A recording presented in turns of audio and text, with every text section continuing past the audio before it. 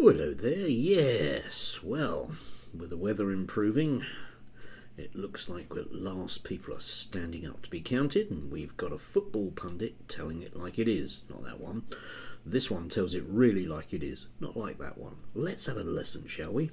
So, with dissident voices seemingly being punished by authoritarian corporations and the nation still suffering the hangover of Chinese-style pandemic lockdowns, is Britain in the grip of a communist-style takeover? Well, that's what England idol Matt Le Tissier thinks, with the former Southampton hero tweeting, "The time to speak is now.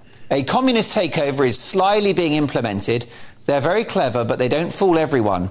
Good will triumph over evil." What a tweet! Well, Le Tiss was mocked for his analysis by the likes of woke lefty comic David Baddiel and BBC lovey Richard Bacon, but was unwavering in his face of such criticism. Yes, indeed. David Baddiel, a man who's so left-wing he didn't support Jeremy Corbyn because Jeremy Corbyn was too left-wing for him, and Richard Bacon, who's everybody's favourite Trotsky person, maybe not. Anyway, let's move on. He joins us now. Matt Le Tissier, great to have you on the show. Wonderful to meet your heroes at last. The lockdowns, vaccine mandates, cashless society, universal basic income. It's not a conspiracy at all, is it? It's a reality. I'm afraid it is a reality. And, you know, you can call it communism, Marxism, whatever label you want to give it. But it's all heading. Well, how about none of those things? Obviously, Matt is as, you know, like footballers are, because we need to keep football out of politics, don't we? We need to keep sport out of politics, as Matt doesn't know. But yes, call it what you will. Well, I can't really call that communism because it doesn't meet any of the definitions whatsoever. But hey, let's move on. Heading towards the same thing, and that's the erosion of our freedoms as people. And I find it incredibly concerning the way that this country is going. And they're doing it very, very slowly, although it's they seem to be cranking things up a little bit over the last few months. And a lot of people don't realise what's going on. And, you know, by me trying to point that out and to try and get people to think about this stuff, it appears, yeah, that's the cue for all the people who are probably in favour of communism, actually, who decided to try and attack me because I had the temerity to speak out against their ideologies. And as long as I'm annoying all the right kind of people, then I'm quite happy to keep tweeting. Don't worry about that. Yes, I mean, some, Matt, would argue that use of the word communism is a bit far-fetched. What would you say to that? Well, I think you've only got to look at what's happened to people who go against the government narrative, you know, having bank accounts frozen, you know, political opponents being attacked. I think the stuff that is going on right now, I don't think is too different to what has happened in communist countries in the past. And so, yeah, you can, as I said, you call it whatever name you want. Right, okay then. So, Nigel Farage had his bank account closed and was offered another one, which you may recall from the Russian Revolution in 1917, when Lenin did much the same thing, whereby he closed various people's bank accounts and offered them another one. It was one of those high points in the winter of huge discontent, obviously, at the nature of the bank accounts that were being offered. And yes, opponents of the government, we can see this all over the place. All the opponents of the government are being locked up. I mean, just think of all the opponents of the government that are being locked up, like yes, Just Stop Oil, yes. Oh no, hang on, they're communists. Yes, there'll be Extinction Rebellion. No, not them. No. The Republic, the group. Oh no, not them. Yes.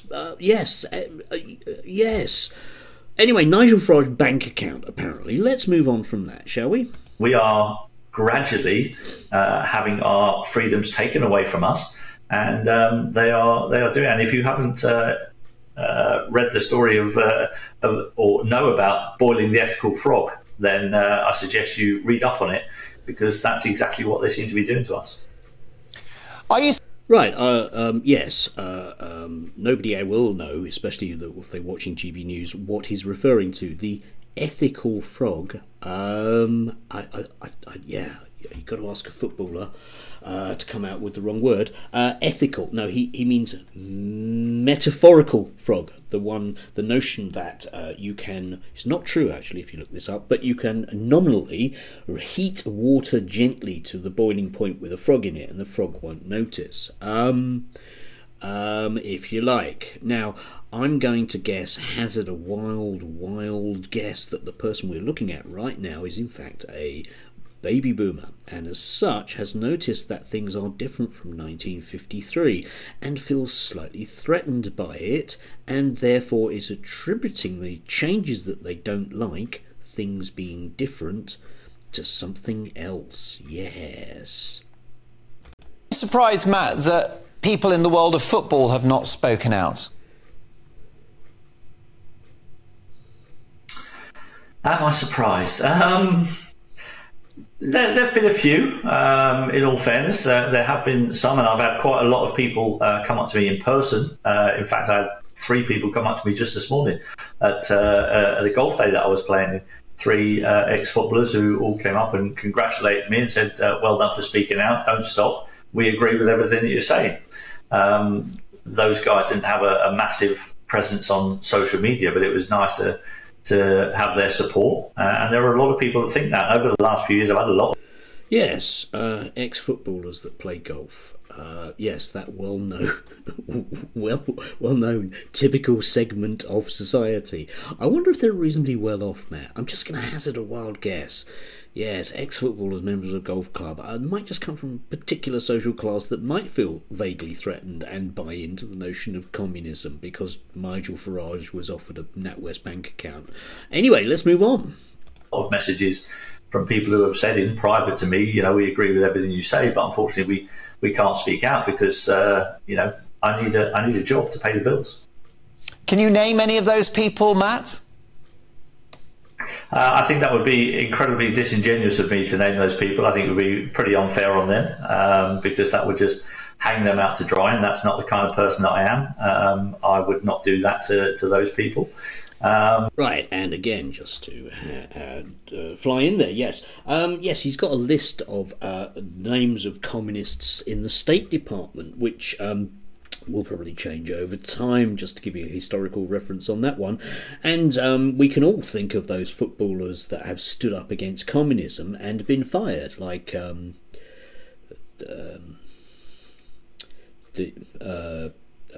No, not him. Can't we? Yes, lots of it, isn't there? Not. And it's it's just a fact of life, that these people are frightened for their futures, and they don't want to jeopardise that, so they won't speak out. I've taken the decision that I feel that it's too important not to speak out, and if that means that I earn a lot less money now than I did 3 years ago, then so be it. I will just cut my cloth accordingly and still keep speaking out because I feel like it's the right thing to do. Listen, Matt, I'm a huge fan of yours and I'm fascinated by what you have to say on Twitter. I think you're incredibly courageous. I think you're a hero all over again, once on the pitch and now in the public sphere. There are those that would say that when you talk about this kind of communist-style takeover, the idea of cultural Marxism and the woke stuff, or even world government and a plan for world government, no property, that kind of thing, some people would say you've lost the plot. How would you respond to that? I would say to those people, it might have been a good idea for you to go and look on the World Economic Forum website 3 years ago and see what their plans were. There's plenty of speeches that you can view where a lot of world leaders have spoken about a new world order and a one world government, all that kind of stuff. So there's plenty of stuff out there if you want to go and look for it. If you can't be bothered to go and look for it, if you can't be bothered to educate yourselves, then I suggest you don't have a go at me. I think it's quite strange that people are willing to kind of have a go at you if they haven't decided to go and have a look at things for themselves. Yes, anyway, that's quite enough of that. We slip effortlessly into GB News, giving you Nazi-style tropes. Yes, anyway, it's really good to see these people platformed, isn't it? I'm willing to bet that Matt Tissier will get taken out in the next day or so and die in mysterious circumstances, because that's what the communists do, so keep an eye out for that. But really, platforming this rubbish from this person who, just the bitter irony of people not educating themselves. Yes, the WF speak about a one world government or a new world order. Yes, I think George W. Bush did as well. I think Adolf Hitler did as well, didn't he? And some of those people decidedly wanted to do things, but never mind. Anyway. Jesus, really? Anyway, make of this what you will. Not a lot, I hope. But stand tall against the communists out there who are very, very slow. Educate yourselves. And if somebody does offer you a NatWest bank account, just say no. You really are standing up to Chairman Mao there. Have a lovely day.